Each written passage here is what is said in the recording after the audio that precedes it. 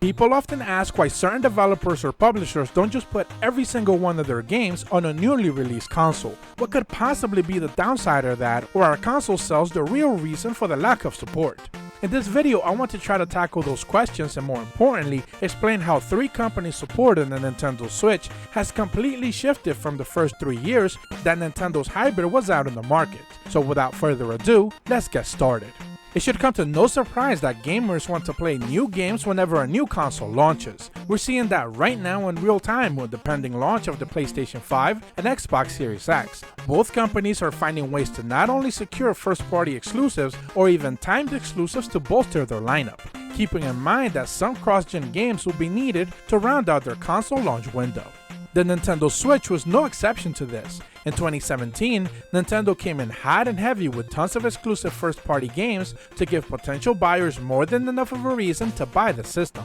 Alongside said first-party games was a slew of third-party games from companies like Koei Tecmo, Bandai Namco, Ubisoft, and even Bethesda, just to name a few. These companies decided to bet early on in the console's lifecycle, trusting that Nintendo would do everything within its power to not have a repeat of the Wii U era, a system that offered quite a bit of a shift from what Nintendo had previously been doing, mostly focusing on motion controls, but instead giving you at the palm of your hand what essentially was a handheld console as a controller.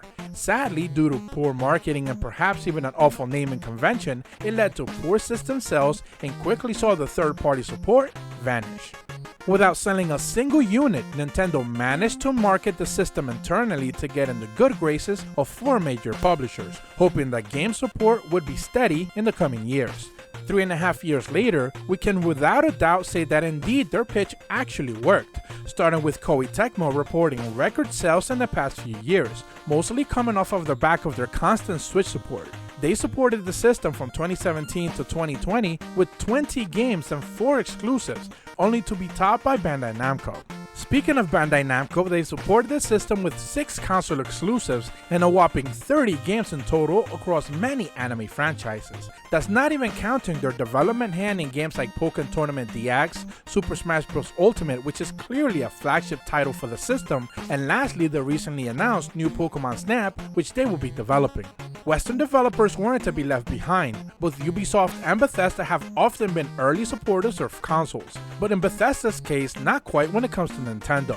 Thankfully for them, their early port of Skyrim and Doom got enough fanfare to lead them to the upcoming Doom Eternal port in the hybrid. It's evident that even as ports, many of these companies saw very little downside to supporting a system that was offering something completely new to the market. While the goal is always to make money, and make no mistakes about it, that's the sole purpose of a multi-billion-dollar corporation, there needs to be someone within the company to envision enough capital recovery within an X amount of projects to be greenlit. Let that be for either a small group of developers to work on a port in-house, or flat out paying a porting house like Panic Button or even Saber Interactive, to name a few, to go ahead and work on a version of your game for a given system. Because decisions like these can be seen as a high risk, you have a wide variety of investments by developers and publishers when it comes to new consoles, especially when seeing something new and unproven like what Nintendo usually has to offer. It's certainly a much more easier proposition to get a publisher back in a console that's being made by the current market leader. That's a position that Sony has seen in the last 2 generations. It's also worth mentioning that when it comes to Japanese developers, because Microsoft has seen so little support in Asia, those risks seem much more scarier. And that's actually the situation we find certain companies like EA, Falcom, and Atlas when it comes to the early years of the Nintendo Switch. 3 companies that took almost 3 years to finally begin supporting the system with not just backlog games, but brand new offerings. EA and its leadership have not been shy to openly doubt the system's long-term sustainability in the market, when in 2017 they said they would like to support the system, but were looking to find games within their portfolio to be the right fit. It's no secret that their biggest support has been in the form of a yearly version of FIFA, 3 of them in fact, but having a legacy moniker means that they're nothing more than glorified roster updates of the previous year's version. The only 2 other games EA put out in the system's first 3 years were Faye and Unravel 2, 2 smaller indie projects from their EA Originals branding. Only up until early 2020 did we start to see and hear changes within the company regarding the Switch, where they began to see it in a much more notable light. During E3, those statements actually came to fruition with the announcement of 7 upcoming Switch projects to be released within the next following year. As the time of this recording, Burnout Paradise Remastered has already released, and we know that FIFA 21, Apex Legends, and Lost in Random, a game that they actually revealed during E3, are confirmed to be releasing later this year.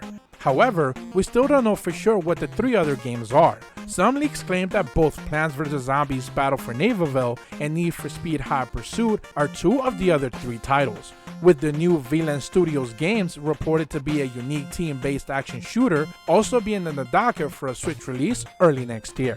That's a drastic change in support from 5 games within the first 3 years of the system to 7 within just 1. Nintendo's console sales sit north of 55 million units as of now, but on August 6th, that number is expected to jump to 60 million Switches. It's no surprise that the huge surge of console sales and the newly found support by certain developers go hand in hand. Falcom is another company that's late to the party. In 2018, the president of the company stated that he wasn't sure if Falcom games would feel right at home in Nintendo systems. The audience simply wasn't there. Later in that same year, Wise 8 Lacrimosa of Dana released on the Switch, 2 years after it had released previously on the PlayStation 4, to actual rousing sales. Heading into 2020, that was the only game the company had put out in support of the system. Famitsu reported earlier this year that Falcom had found a porting company that they could work with, and they would be releasing all of their upcoming games to the system. The Legend of Heroes Trails of Cold Steel 3 released just back in June, and Falcom confirmed that Cold Steel 4, Ys Origin, and Ys 9 Monstrum Nox would be releasing on the system in the near future. The jump from 1 game to 4 for such a Sony-focused company certainly feels like a surprise, meaning that even now the company's president can't deny that they don't have an audience on the system when their games continue to sell. Lastly, unlike the other 2, Atlus has not said anything regarding the longevity of the Switch's popularity or even questioned if there's an audience for them in the system. In fact, the original reveal back in 2017 had 1 flagship game from them alongside the Switch, and that's none other than Shin Megami Tensei 5. The problem is that we would find out at a later date that the game went into production in early 2018 after 2 trailers had been already shown. This would mean that a window release was never in their plans, but still felt confident enough to announce it in such a prototype phase. Almost as if the company itself was realizing that they should finally begin showing signs of life on the hybrid system, Tokyo Mirage Session #FE ended up releasing in early 2020, and Catherine Full Body a year later after it had released on the PlayStation 4. Late ports are good, but the most interesting twist came with Persona 5 Scramble: The Phantom Strikers being released only in Japan, a game that for all intents and purposes is a sequel to the beloved Persona 5, a game that they refused to put on the Switch. Adding insult to injury, the game is still not out in the West. To soften the blow, both Shin Megami Tensei 3 HD Remastered and Shin Megami Tensei 5 are now on the docket for a 2021 release, making Atlus the only company that did not put out a single game on the Switch in the first 3 years, to up their support to 5 titles within the span of a year. To say that they had no confidence on the system, or even doubts regarding Shin Megami Tensei 5 is most certainly an understatement. The proof is in their actual 3DS support. Between the launch of the Switch in March 2017 and November of 2018, Atlus actually put out 5 Nintendo 3DS games: Radiant Historia, Etrian Mystery Dungeon 2, Shin Megami Tensei Strange Journey Redux, Etrian Odyssey Nexus, and of course, the last major 3DS game, Persona Q2 New Line Cinema. While the Switch wasn't getting any support, they were still putting out games for what essentially was a dead handheld system in 2018. These investments clearly did not pay off, as Persona Q2 is now recorded as to being one of the worst selling games in the Persona franchise, to actual no fault of his own. The game is actually fantastic, but it was put out to die, which is a real shame. Console sales matter much more than many of us actually may think. They are the driving factor for publishers to fully embrace the system and provide those usually loud fan bases with some of the things that they have been asking about. It's just a shame that in some instances, those decisions come in a bit too late. I really do hope you guys enjoyed this video. I'm planning to do more of these in the future and to try to break down some interesting angles not often discussed when it comes to gaming. I hope you stick around as I obviously get better at doing them. If you're new to my channel, be sure to leave a like and subscribe, and as always, thank you so much for watching.